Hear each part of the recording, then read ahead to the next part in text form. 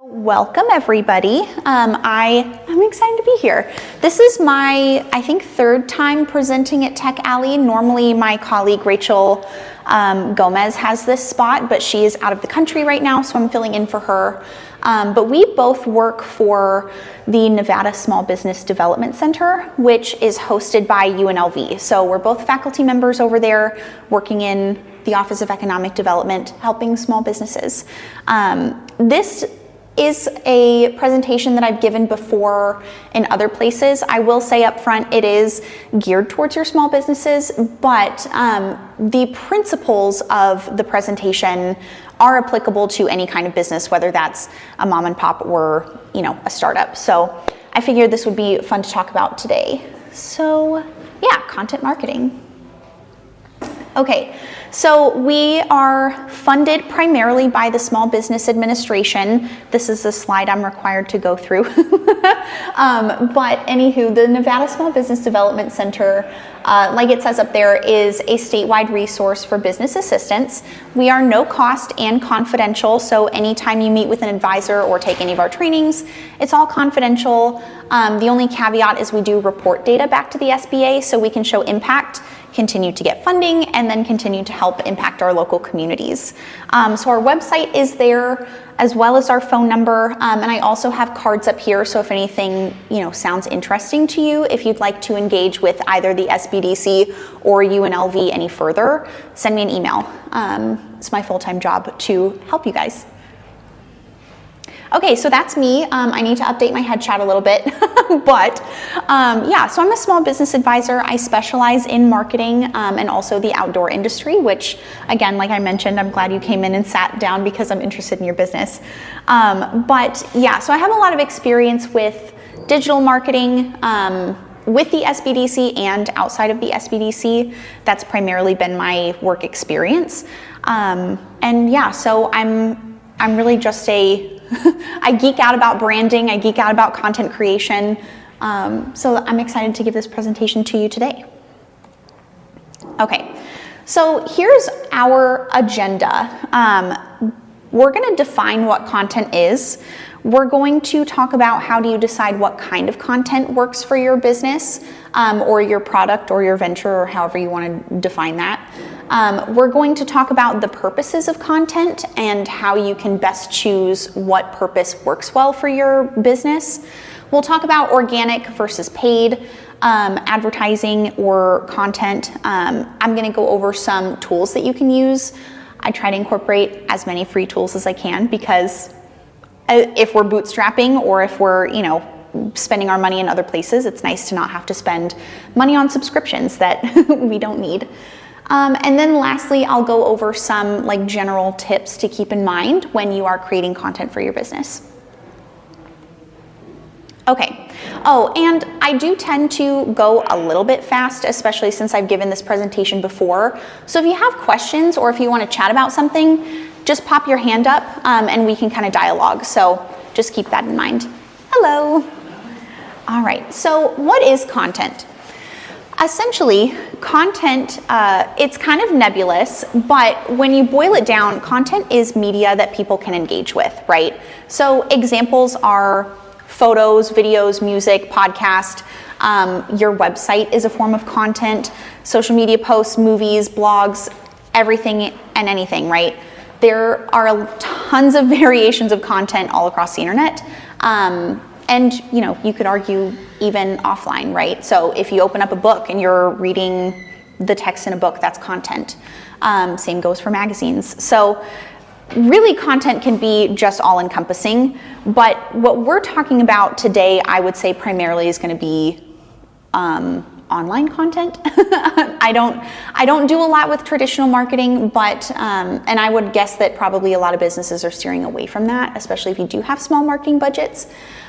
So moving forward, we're kind of going to stick to what is online, but this should give you an idea of what content is exactly. Okay, so benefits of content marketing. It builds your brand. I would say that's probably the biggest one. Any content that you create for your business, you want it to be a reflection of your brand. And if you haven't thought about your brand, like maybe you've developed your product and you know your product in and out, you still want to focus on, okay, what does my business look like? What should it feel like? What should it sound like? And how should it engage with your audience beyond just the product that you're selling or the service that you're selling? So content marketing can really help you establish that brand and communicate it to your audience. It also grows your audience, right? Because if people don't know about you, then they can't engage with you. So having that content out there that's accessible to people is another way that you can reach people and get them interested in what you're doing. It establishes trust with folks. You'll hear people say all the time, don't let your socials stay dormant. And that is true to a certain degree, right? If you're there consistently where people expect you to be, it builds trust with your brand. And people will know when, where, and how to expect you to show up, right? It also creates positive experiences. In the marketing world, we will talk a lot about positive touch points. And essentially all that boils down to is when people encounter your business, you want that to be a positive experience. Content marketing allows you to create things that give people positive experiences with your business. It also allows you the opportunity to become an industry authority figure.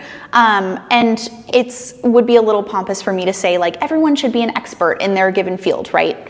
But it does allow you the opportunity to show that you are knowledgeable about what you're talking about, give people valuable information, and become a leader in your space. It benefits conversions and SEO, right? That kind of goes back to growing your audience, right? It allows people to find you and to engage with you in the way that you want them to, right? And we'll talk a little bit about calls of action. Yes, go ahead. SEO? Yes. What does that mean? Search engine optimization. Okay. So the reason that I put that, that I include that is because the more content that you put out into the digital space, the more likely you are to have people come across it, right? So if people are searching things that are related to your business or your industry, the more content you have out there, the higher likelihood that people will find you. And if we want like a specific example, I don't know a lot of businesses that are doing blog posts anymore, or at least not doing them, like, in my opinion, to the best of, to the best of its potential.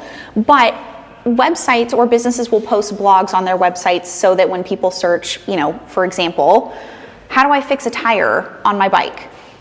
If a business has a blog post that is about that, they'll find that article and then in turn find the business, right? So the content, again, it just helps people find you and what you're doing. And SEO is kind of like technically advanced, and I'll be totally upfront, like, I don't understand a lot of SEO. I can tell you the basic best practices, but if SEO is something that a business is really interested in, optimizing to its fullest ability, you'll want to have some kind of like a web developer or SEO specialist. But if you're not interested in getting that deep into it, content is another really good way to improve the likelihood that people will find you organically. Okay, so I put in a couple of examples of businesses that do a really good job with content marketing. So like I mentioned, I'm a big outdoors person. And so I put in REI here because they're an example of a business that does a really good job with their blogs, right? They have this online digital magazine that is sort of separate from what they're selling, but sticks with their industry and gives people who are curious about getting outdoors really good information, and then in turn will ship them back right to the homepage where they can purchase the products. So the nice thing about this is, again, with the SEO, if people are looking for information on, getting outside in the winter, there's a nice article right there for them. that may not have been originally what the person was looking for as far as like shopping for outdoor gear, but I guarantee you click on that article and there's going to be links to all kinds of outdoor gear sold by REI. So it's really, they've structured it very well from that business perspective. So the articles are typically written by the team members, but they also source from guest writers. So if you're wanting to start some kind of content, whether or not it's a blog, just know that you don't have to be the only one who's providing that information. You can also partner with other businesses, partner with other industry leaders, and get that content coming from many sources. The other thing that I wanted to mention that is nice is this online publication does a really good job with user-generated content. Because they're getting a lot of articles from guest writers, they are not having to front all the work of building every single article that gets put on this page. So if folks are, really big fans of REI or they're brand champions or whatever the case may be, and they also do some writing, they have the opportunity to write for this publication. That takes the load off of REI and also gives the user, an opportunity to engage with a business that they really like. So Kindred Spirits is a local business here in Vegas, and I really love their website. Again, this is digital content creation, not social media focused, but they are a business that sells they sell like the accessories that go along with making nice cocktails. So the glassware and the like shaker bottles and all kinds of good accessories for that, not necessarily the drinks themselves. But what I love about this is that they've given people the opportunity to go online, get inspired by the different recipes that they have for free, but also they're showing off all of their wonderful products. I also wanted to point out with this one, their product photography is outstanding. So if that's something that you feel like you look at this and you're like, wow, that is beautiful, I want my products to look like that, good product photography can go a long way. So the bonus here is that they're updating their website frequently with new recipes and photos and things like that, which allows them opportunities to use other keywords, and also it improves their SEO because Google says, oh, this website is being updated frequently. That means they're active, that means they're relevant. I'm gonna show them more often. So that's also good for SEO. Yes? UGC? User-generated content, yeah. Of course. No, that's okay. Please, if anybody has questions or comments, definitely raise your hand and jump in. So yeah, the opportunity for user-generated content here is that if somebody looks at a recipe and they're like, oh my gosh, I'm gonna make that looks delicious, what are the chances that they take a picture, post it on their Instagram, and tag the business, right? Then that business can take the tag, right, share it on their social media, and then that lifts a little bit of the burden of them having to create their own content all the time, right? So as much as we can shape our content to encourage that UGC, it benefits you by taking the workload off and also, giving you a little bit of this like content engine happening. Okay, this is another local business here in Las Vegas, and I wanted to show this one because it gets us away a little bit from like the website specific content and into the short form content.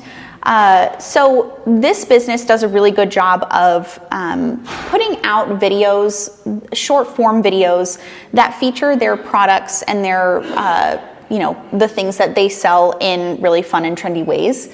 The bonus here for short form video, I'm sure, everyone's heard of or uses TikTok. I'm a big TikTok person. I really hope that it doesn't get banned. But aside from that, the nice thing about short form video is that you can take advantage of trends and popular forms of content really quickly and spontaneously, right? Doesn't require a ton of planning, but it allows you the opportunity to get in front of a lot of people really quickly, right? Hello. If you do short-term, short-form video Yes. in trendy, that means you have to keep, doing these videos Yes. every week, possibly. Yes. Like that.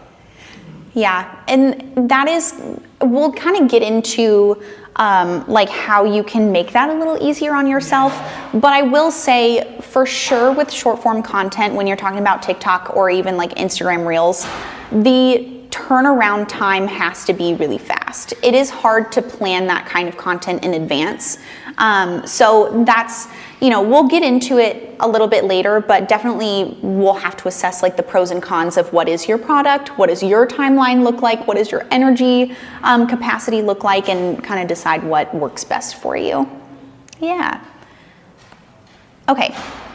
So now that we've kind of talked about content, we've seen some examples of content and how businesses are advertising themselves online. We are going to get into, okay, well, how does this apply to me and my business?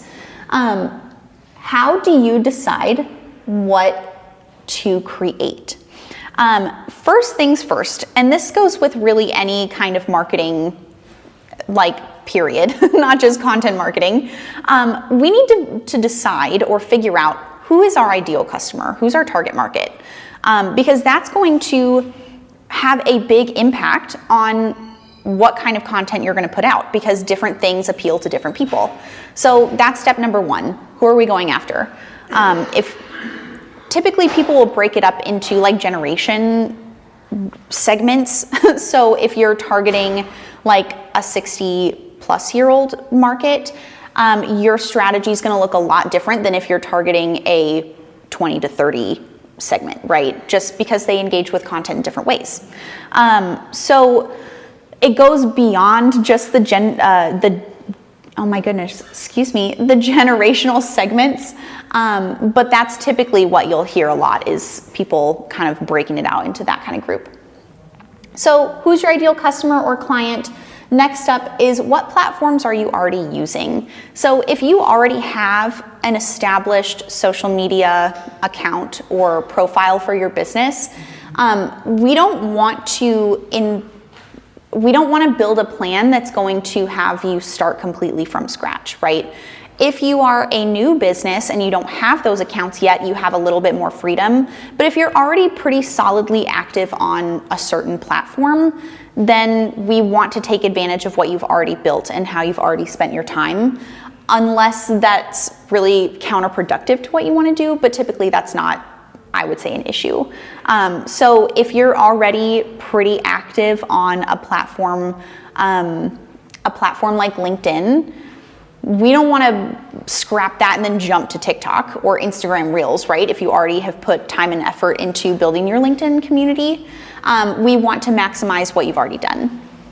So then the next one, and I would argue definitely a very important thing to consider when you're talking about creating content for your business, is what do you enjoy, right? We don't want to build a plan for you and then you say, oh my gosh, this is like pulling teeth, I don't want to do this.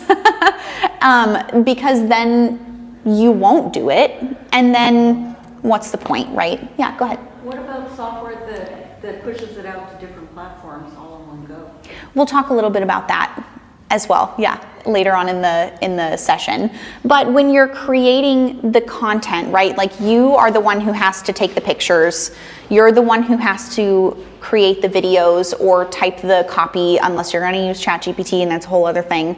But you have to build the content before you can push it out, right? So we want to make sure that what you're creating is something that works well for your brain, your lifestyle, your time commitments, etc. So that's kind of the process that I go through with my clients to determine, okay, what makes sense for you. Okay, so the purposes of content typically boil down to these four purposes: to entertain, to inspire, to educate, or to persuade. And there are mostly, when you see content online, typically they'll hit multiples of these, right? So it's rarely just a persuade, or it's rarely just an educate. It's typically a couple of these. But when you boil it down, they're gonna fall into these categories. Okay.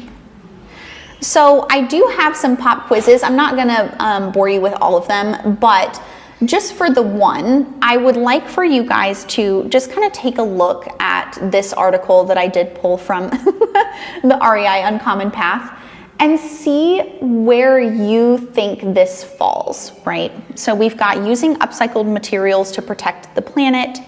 We've got some statistics in there. We've got some information about the 3 R's, remnant, recycled, and responsible. We've got a nice little graph here. That's what I would put this as well. I would say most definitely to educate, and if I were gonna give it another category as well, I would say either inspire or persuade, right? Because really what this is going after is, number one, it's educating on this brand's goals of, you know, using recycled materials and the importance of that. But it's also, in my mind, persuading people to be more mindful of, you know, buying materials or reusing materials in a way that they're not over consuming, right? So yeah, definitely those are the 2 that I would pop that in at. Okay, I'm gonna skip through. Okay, so organic versus paid. Now, I will be totally upfront. A lot of business advisors and just people in general have their own opinions and things that they've seen personally work for people that kind of forms their particular beliefs. And I will be upfront that I am a huge fan of organic content and organic marketing. I will very, very rarely advise that my clients participate in paid advertising unless they fall into like certain specific needs. But it is important to just go over both of them and talk about the purposes that they serve. So when we talk about organic content, that is content that you're posting directly on your social media platforms that's not being pushed out because you've paid $10 or whatever to Facebook, that customers are going to find naturally. So YouTube videos, non-sponsored social media posts, podcasts, etc., that's all organic content. I would say this is appropriate for pretty much everything. But if you're looking to strengthen your business's branding, if you're looking to create community around your business or your product, if you're trying to maintain your digital footprint, then this is typically where I would recommend that you stay, is in this organic box. But not wanting to neglect the other option, paid content is content that's being pushed out or promoted because you've paid a platform to boost the post to people who wouldn't normally see the post on their own. So Google ads, social media ads, etc. Typically, if you are posting from, like, let's say you're on Facebook and you're posting something for your business, you're often, I would say, always going to get a prompt that asks you if you want to boost the post. That's where you pay. That's where it becomes, you know, paid content. So I would say that this is appropriate for reaching a large number of people really quickly. That's not typically the clientele that I serve, but it does happen, right? If you're looking to launch and you really need that reach immediately, then paid advertising is definitely a strategy that you can use, and that is something that I think it's good for. If you're promoting a deal or like a limited time offer, again, if you want to reach people that you don't normally reach because you're trying to hook them, make them customers if they weren't before, then paid content could be a way to do that. Also, if you're a company that just has a large marketing budget, then this is something that is probably going to be in that budget. But that is not typically the clientele that the SBDC serves. I would say that's not the majority of, you know, businesses out there. But, you know, if you do grow to a point where you have a pretty steady marketing budget, this is something you can integrate. Then I do have the bonus down here because I feel like you could argue that they fall under, you know, kind of either category, is your user-generated content or your influencer marketing. And by influencer marketing, I don't mean like Kylie Jenner. I mean more like your micro-influencers or other businesses that you partner with that you can collaborate on content with, and then you're reaching kind of two markets or two audiences at the same time. So that you could argue like, oh, it's organic, I'm not paying, or maybe if you are paying, then it is sort of paid, but I did want to just mention those two in addition to the organic and the paid content. Okay.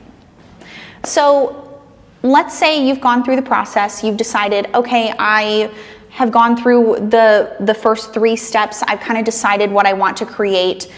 Now what? How do I actually make it? So first off, you need to find the right tools that will help you to create your content. So if you are someone who's looking to do more short form video content, do you have a good camera? Do you have a good editing software? Do you have, a microphone or a lighting rig or whatever that looks like? If it's product photography, you're gonna need that lighting to be really, really good. You're probably gonna still need a good camera, but maybe you don't need the microphone or any of the other setups. If you're doing primarily blog or written content, do you have the tools that you need in order to make that happen for you? That's what you need to go through the process of identifying and making sure that you have all those things. So second, scheduling your content, and that goes back to your question about the platforms that you can hook up to all of your accounts that push it all out at one time. Typically those will have a content scheduler, so you can kind of do that all in one fell swoop. So yeah, scheduling your content, in my opinion, is like the #1 way to make sure that you are consistent with your marketing. And this is, even as a person who really enjoys marketing, sometimes it can be kind of a headache. And it's really hard to put the other day-to-day parts of your business aside so that you can focus on batch creating your content, scheduling it out, pushing it out, whatever that looks like for you. But scheduling your content is, in my opinion, the best way to stay consistent with that. So whatever you do, whatever platforms you're on, make sure you have a good content scheduler. That's like my #1 piece of advice. And even like set aside half a day or a couple hours a week, a month, whatever. Get all your content done in bulk if you can. If you're doing short form, it's a little bit different like we kind of talked about. But as much as you can, try to plan in advance. Are there a few that you may recommend or that you think? We'll get to that, yeah. We're ready to get there. I know.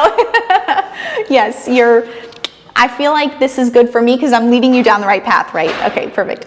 And then the last thing that I'll say about executing is once you post, don't forget to go back and engage with your audience.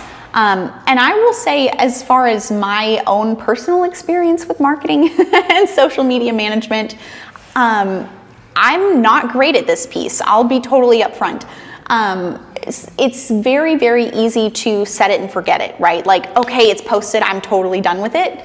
But you want to make sure that you're going back, you're engaging with the people who have commented, who have, reached out to you because of whatever you've posted, whatever your content was. And it's important to go back and make sure that those people don't feel like they're talking to the void, right? You want to be building that relationship with them. So these are kind of the 3 steps of executing: finding your tools, scheduling your content, very important, and then going back and engaging after the content's been posted. Okay, tools for content creation. Like I said before, I tried to put in as much free or very inexpensive tools, right? Like I could sit here all day long and recommend Adobe Suites, but that is so expensive and I just don't feel like it's necessary based on all of the other platforms that are available to you, right? So we'll kind of go through, I'm sure you guys have probably heard of a lot of these before, but we'll go down the list and you can get a sense of what I typically recommend to my clients on a regular basis. Okay, first up is Canva, right? That's like the king. And I like to be upfront with my biases. I'm a huge fan of Canva. I feel like for marketing in general, it is a very accessible, all-encompassing tool that gives you a lot of options for just being one software, right? If you're looking for your marketing collateral, if you're designing graphics, if you're trying to do video, if you want a landing page, and everything in between, right? Canva's got something for you. They do have a free version. They also, I'll throw out there, have a free version if you are a nonprofit. You can get the pro version for free, or if you are affiliated with a nonprofit, so that's kind of nice. But even the paid version, I think it's like $13 a month compared to Adobe, where it's like $50 to $100 a month. So this, for sure, I would highly recommend just play around with it and see what you can get out of it, because it's a great resource.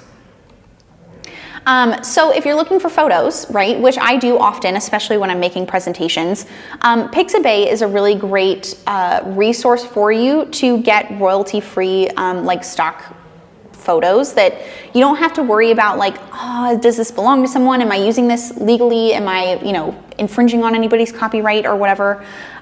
This is a great resource where you can just type in, I'm looking for a picture of X, Y, and Z, and it will give you something that you can feel confident that you're allowed to use. Which, again, if you're making things like a presentation or a pitch deck, or even if you just want a picture for a social media post that you don't have time to go out and actually take a picture that you own, this is a great resource for you.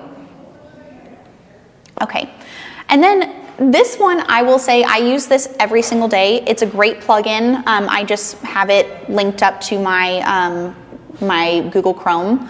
And essentially, if you're typing anything like an email, or if you're typing something into ChatGPT, or you're typing something into your social media account, Grammarly will watch what you're typing and make sure that it is grammatically correct, spelled right, it sounds right. If you get the pro version, it goes so far even as to identify the tone of voice that you're using. So it will tell you, hey, you sound confident, or you sound polite or friendly. And it is just incredible. It's an incredible resource. The AI really kind of it's so good that it's a little scary, but I do recommend this one. So for sure, if you're typing a lot, this is a good one for you to use. How much do you know does it cost for the pro version? I don't know what the pro version costs. I just use the free version personally, and that one sticks primarily to the grammar and the tone of voice. I think if you want to update to the pro version, that the difference is it will tell you how to more concisely write something. It'll make specific recommendations for phrasing, but I use the free version and it works wonderfully. Okay, so if you're into podcasting or doing any kind of video editing, or any kind of audio, Audacity is free, open source. It's an audio editor and recording software. I don't have a lot of experience with this one, but I have friends who use it and they rave about it. So if podcasting or audio is your thing, this is a good one for you as well. Okay, Headline Studio. This is another one that I don't have a ton of experience with, but I wanted to include it because I thought that it was kind of prudent to, the way that we engage with news online.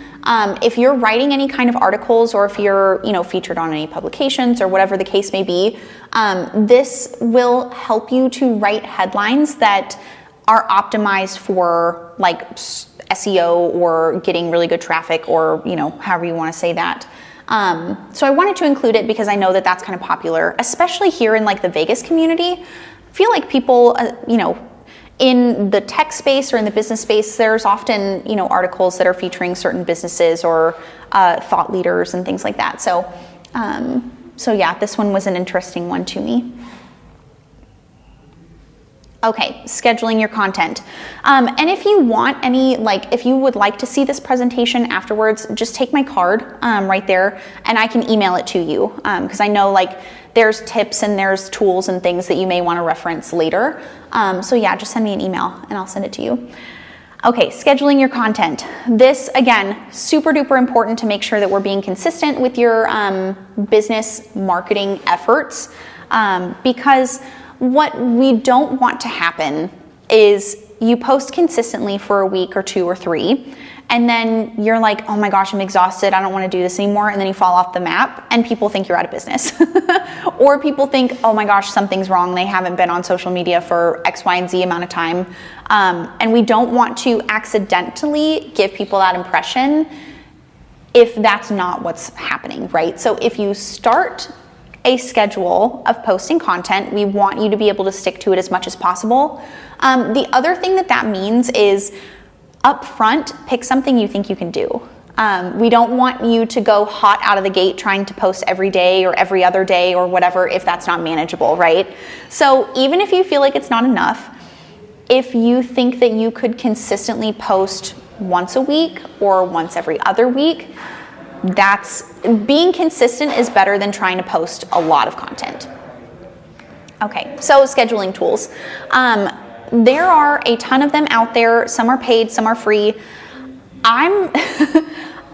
Again, with my biases, I'm not a huge Meta fan, but it is what we have. Facebook and Instagram are definitely, I would say, depending on what you're promoting or what your business is, some may fit better than others. But if you are on Facebook and Instagram, the Meta Business Suite is fine. I would say that's definitely better for the businesses who don't want to spend a lot of money on subscriptions. Take advantage of the content scheduler that Meta already has integrated into that platform.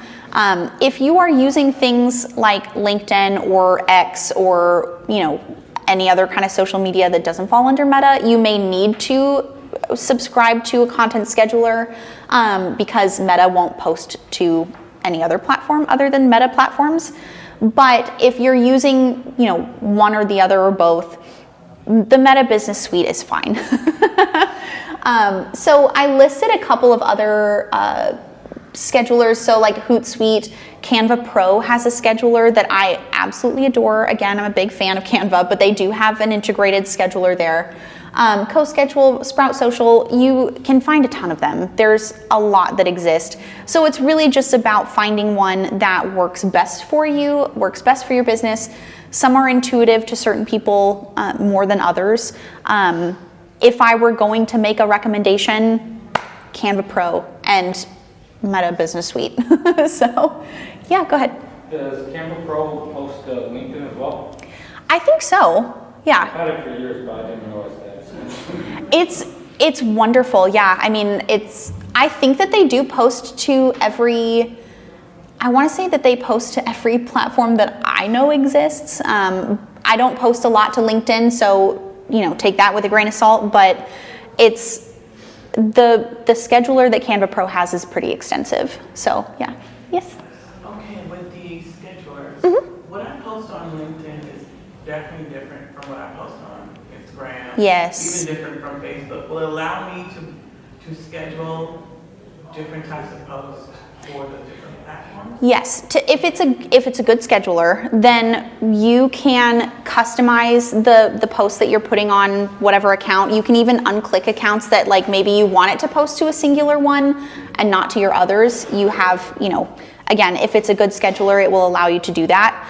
The other thing, I know for the Meta Business Suite in particular, you can customize even down to like the text that will show up on Facebook versus the text that will show up on Instagram, all in the same posting box, right? So yes, I would say if you run into a scheduler or you're considering one that doesn't have that function, I would say it's probably not a good one. Okay. Engaging with your audience. So ways to engage with your folks. Because again, part of the importance of engaging is not always to build community. I know that is kind of a hot topic phrase. But I think really what the important part of that sentiment is you want people to feel good about your business.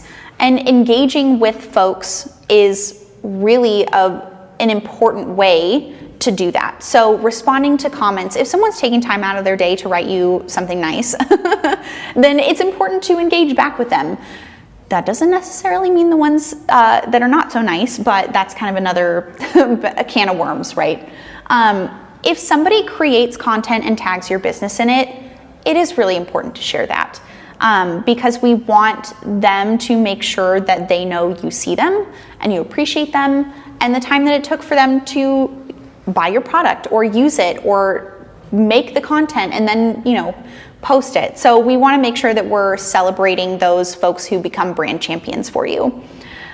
If it fits your business, I've seen a lot of businesses succeed with Facebook groups. And again, that's not necessarily with all businesses. Sometimes it just isn't really relevant to a certain industry or product or whatever.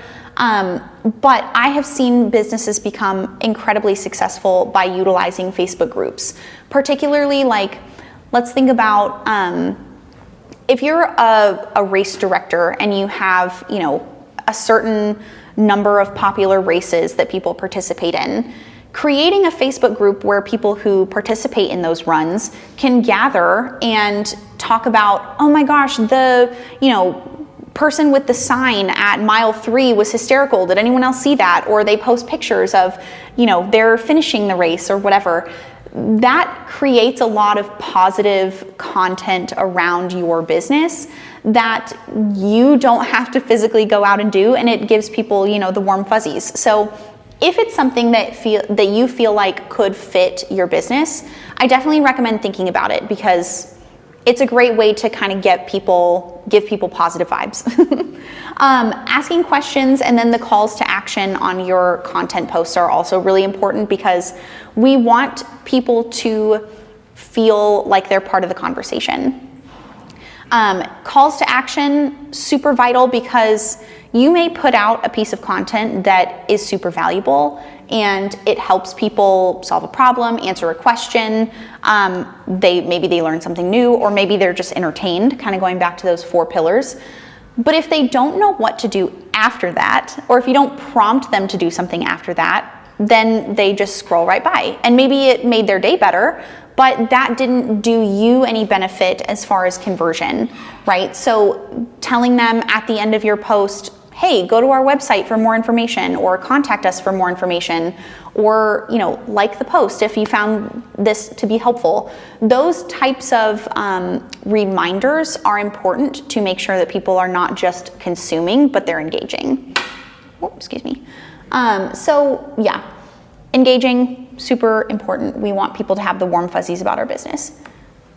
Okay, rapid fire tips. So when we're talking SEO, right, this has come up a lot.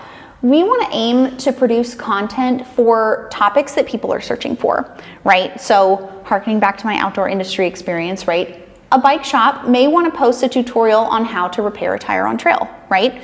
That's probably something that their customers or their clients are experiencing and may need to have that information, out in the world. So if you're posting things that your customers will probably encounter, then they are more likely to find you and also consider you to be, an industry expert or someone they can go to for information.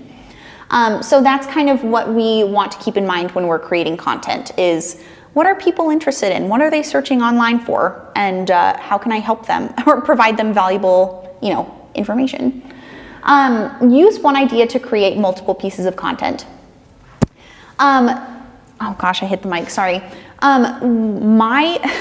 One of my most favorite things is to see people have, podcasting is great for this, right? This is a perfect example.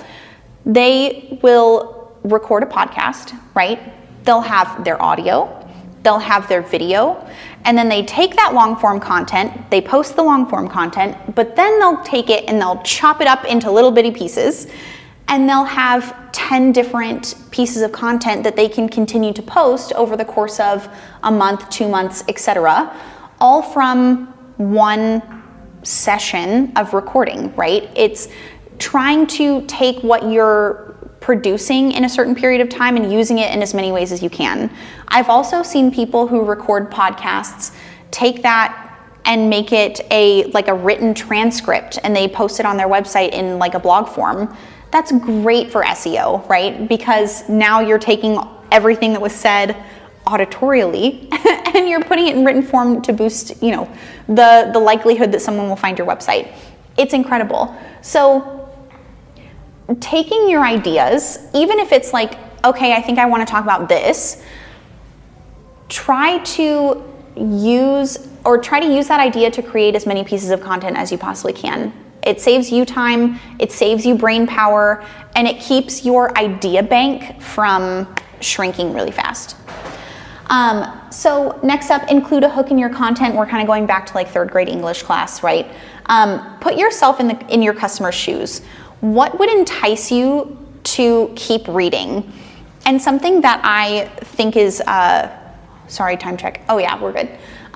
Something that I find to be really helpful is if you are creating content, if you want to create good content, you should be consuming good content, right? And when you are consuming that good content, making sure that you're thinking critically about what it is that you enjoy about that piece of content so that you can go and replicate it, right? That doesn't mean that we're like copying people word for word, but it does mean like, I really liked this because there was a quick 2-second hook or question that really captured my attention. Things like that are important to recognize so that you can replicate it and get people interested in your content. And then this one is for my boss, shout out to Albert, measure your metrics. Don't just post and then forget about it, right? We want to capture the data that comes from the content that you're posting and use that to inform our decisions moving forward. So Meta Business Suite, right? They do a good job with telling you how your posts are doing. With LinkedIn, if you go to your LinkedIn business page, it will tell you you're not getting as many followers as you did in the last 30 days, or you're not getting as many click-throughs or whatever. We want to make sure that we're taking that information and we're using it to benefit us as best as we possibly can, because otherwise you're just, throwing shots in the dark, right? So as much as you can, use data to inform what's working and what's not working and what you should be doing moving forward. Okay, next up, create content in bulk. I already kind of talked about this, but it helps you to maintain consistency. And also, I find that when I can sit down for a couple of hours and focus on one thing, I am much more efficient than if I'm trying to do a little bit here and there. Or if I wake up, I'm like, oh my gosh, what am I going to post on Instagram today? I don't know. It's very, very helpful. It's hard to do. But if you can carve out a couple of hours, twice a week, or not twice a week, sorry, once every 2 weeks, it will help you immensely in the long run just to keep organized and understand, your schedule and be consistent with it. Also, I'm a big fan of this, write down ideas when they strike, because when you're being creative, your bank can get drained really fast. Or maybe you have a period of time where you're on fire and you have so many ideas, and then you hit a stretch and you're like, oh my gosh, I ran out of ideas, what do I do? So what I like to do is keep a note in my phone or a notebook or whatever works best for you, and whenever an idea hits you, write it down. And then again, trying to milk a singular idea for as much as it's worth will also help you with that, not getting your ideas all drained. Call to action, we already talked about that. We want to make sure our audience knows what to do next after they've engaged with us. And then the last tip, and this is kind of, I think I've said probably 10 times already, this is the most important, but this one is really important. Keep your brand voice consistent, because what we are looking to do is build a trusting relationship with our audience so that they know we know what we're talking about. They know that our product is legit, and that we are going to show up in the same way every time, right? We want that trust to be maintained. This can be a little bit hard. Let's say, for example, maybe you have a startup and you have a team of social media people or marketing people. It can be a little bit tricky to get everyone on the same page when we're talking about brand voice. But what I would recommend doing is creating some kind of a brand kit where you outline, here's what our mission is, here's what our business values are, here's what our business's personality is, right? Like if my business was a person, here's who they would be. And that helps you when you're typing, when you're creating graphics, when you're creating content, to keep the same branding across the board, no matter who is creating the content for you. And if you need help with that, I'll just throw out the SBDC, right?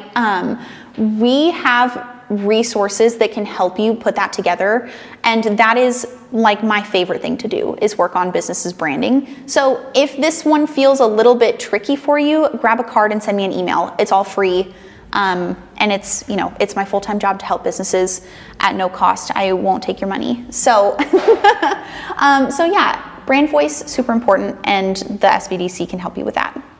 Okay. So that concludes the presentation. I do also want to take a second to talk with you about the resources that the SBDC can provide and also that UNLV can provide if you would like to take advantage of these. And also my email's there, so if you want to take a picture or, you know, send me an email later, please do. So like I said, the SBDC, we are funded to provide no-cost confidential business advising.